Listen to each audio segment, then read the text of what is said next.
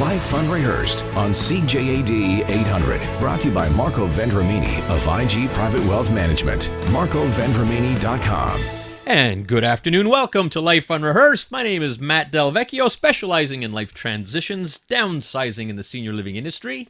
And I'm Corey Surratt, a clinical social worker and psychotherapist specializing in grief and loss. Coming right up on the first half of today's show, the importance of proper estate planning for blended families. How important is it? Well, you're going to hear how improper planning could end up tearing families apart without proper measures in place.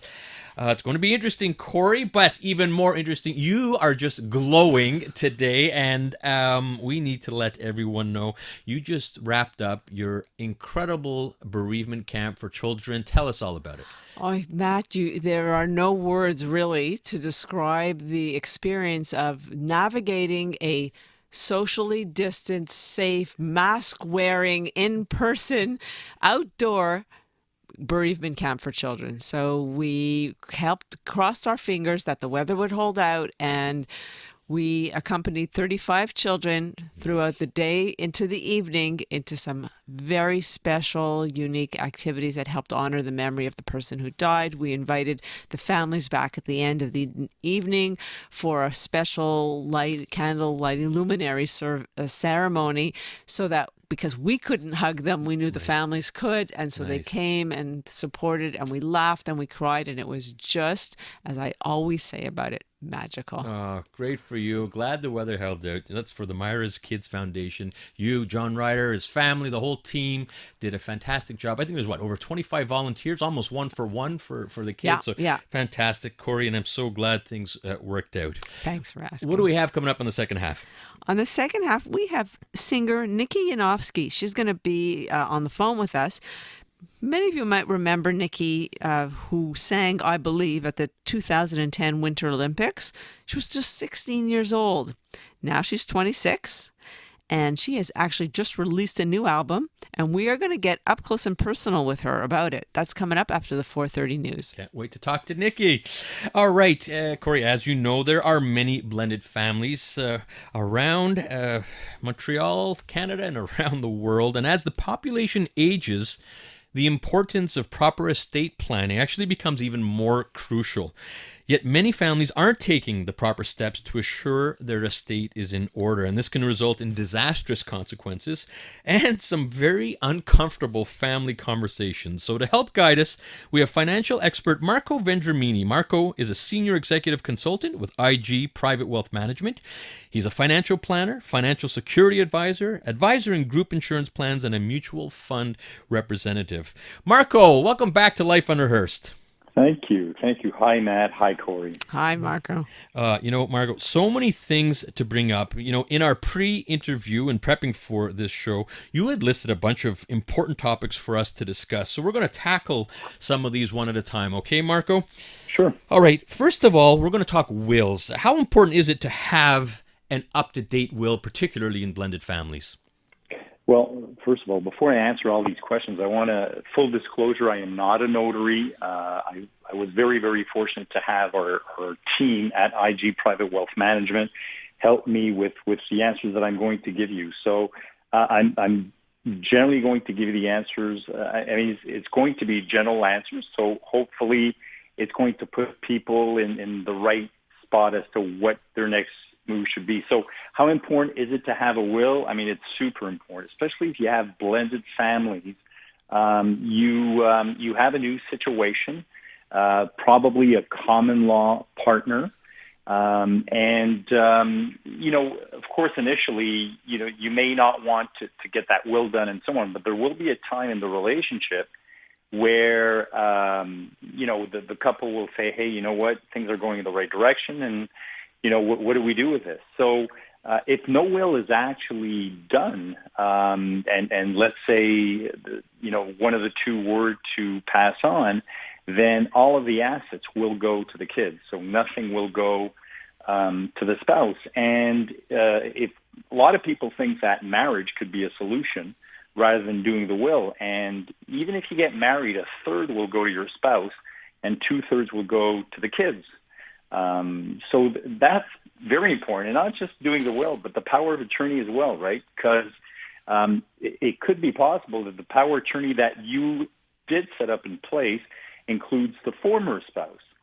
So you want to make sure that that is also in order, not just the will. So everything legal has to be obviously revised. So that's really interesting that you raise this issue, because I think there's a misconception. I'd love for you to clarify it in terms of, you mentioned marriage, subsequent marriages, or even no marriage. What's the deal with common law marriage, especially if you don't have a will? Well, I just explained it, Corey. So, a common law, we think that if we have a common law relationship, and a lot of people who are in common law relationships sometimes both own the home together, right? So they each have their own 50%. And even in that situation, if you were to own a home and you were in a common law relationship with somebody, if you pass on and you have kids, that 50% of what you own in that home will go to the kids. And that's going to be very uneasy, because what do you do with that? And if you have older kids, right, and we're talking, the example here that I would give you is kids over the age of 18, do they like the new spouse? So if they get 50% of a house, how is that going to be resolved with, the spouse that the widow that's left? So it could be pretty tricky and pretty a lot of not fun situations. Very, very difficult for families and these uncomfortable conversations, Marco. And look, bottom line, get your will up to date. That's going to save a lot of potential misery for families. And we're talking with Marco Vendramini about proper estate planning for blended families. Now, Marco, you talked about the kids. I think everyone wants what's best for the kids, but are you putting your children at risk if you leave everything to your spouse upon death? And I'm talking second marriages here. Yeah, again, the relationships, so each spouse coming into a relationship can have their own kids. And, the relationship is going really well, and both spouses decide to do a will, and one of the spouses may say, hey, I'm going to leave everything to my new spouse, and under the impression that, the new spouse will do the right thing once you're gone. But that new spouse can do whatever she wants with, or she or he wants with the assets, could leave everything to her own kids. She or he could do a new will and say, hey, this is how I really never liked the kids from that relationship, or the kids from my spouse.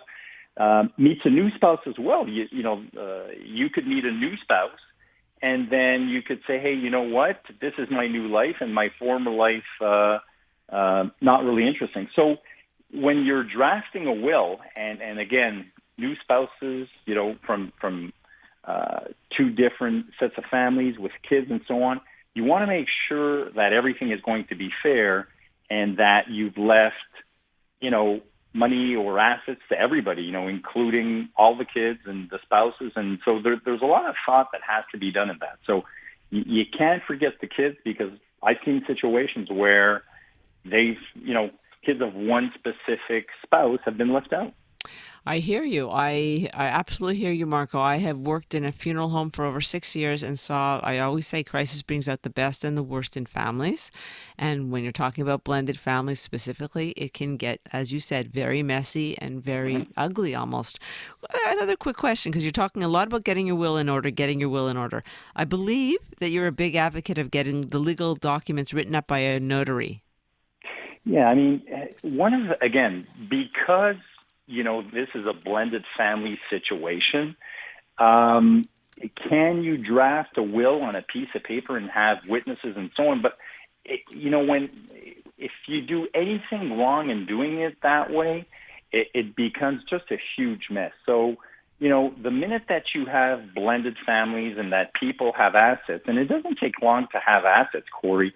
There's not a lot of houses today on the island of Montreal that are worth less than $500,000. So once you have that, and you've got, assets and RSPs, TFSAs, and so on, and life insurance, you want to make sure that something legal and something very, very clear will be drafted. So When you reach out to notary, maybe one question that you may want to ask is, what type of practice do you have? I mean, because there are notaries that do a bit of everything, but there are some notaries that do actually, it's more estate planning that they do in their practice. So if you want to make sure that you have the right notary in front of you, you may want to connect with that type of person. And you can't go wrong with a notary. Some people say it may cost a little too much. It is nothing compared to what the ultimate cost could be if not done correctly. Now, we're talking with 100%. Marco Vendramini, financial expert, about proper estate planning for blended families. We've got to head out to traffic, Marco, but when we come back, you talked about the average home of being about $500,000. We're going to hit you with a scenario if one spouse owns a home, let's say $500,000, and they also have the equivalent amount of in RSPs. Some people are making a drastic mistake without proper tax planning. We're going to bring that up right after. Live Fund Rehearsed on CJAD 800. Brought to you by Marco Vendramini of IG Private Wealth Management. MarcoVendramini.com. Welcome back to Life Unrehearsed. I'm Corey Sirota with Matt Delvecchio, and we are talking to financial expert Marco Vendramini about proper estate planning for blended families. I have a scenario, I guess, in terms of the importance of tax planning. Shoot. So there's a man. He has a $500,000 home and $500,000 in RSPs. Mm-hmm. He didn't have a proper tax plan in place, and it cost his spouse and his children dearly. Why? What happened there? Well, we see this a lot. So logically speaking, if you have a spouse and obviously they both live in the home, so the thought process is, well, I want to make sure that the home is going to be there for my spouse, and I want to leave some money for the kids. The problem is that if you leave $500,000 of RSPs to your kids, you can't just leave it to them without having taxes to be paid. So basically, there's a $200,000 to $250,000 tax bill that's going to come out of that. So how do you set it up in such a way that you're going to avoid taxes? So if you transfer assets between spouses, even, Corey, common law spouses, so you don't have to be married for this, common law, you could transfer $500,000 of RSPs to your common law partner, and then taxes will be avoided. Now, we have a problem. What do? We want to leave some money to the kids. So what we want to do is say, well, for the time that my spouse will be alive, I want the spouse to live in the home, and there's a legal term. It's called usufruit, and the spouse will live in the home. But the day that the spouse moves from the home or passes on, then the house is going to go to the kids. And if that type of asset goes to the kids, then that would be tax-free. So that's the way that you can solve the issue. So again, this is why doing a will is so important. You want to make sure you want to maximize tax efficiency, and the way to do it is, again, sit down with a financial planner, have a notary involved with the situation to make sure that everybody's going to be happy in the end, and taxes will be maximized. You're talking with Marco. Or taxes will be saved as much as possible, right? Well, there's just $250,000 in taxes saved right there. Incredible, Marco. And Marco being a financial expert, talking to us about proper estate planning for blended families.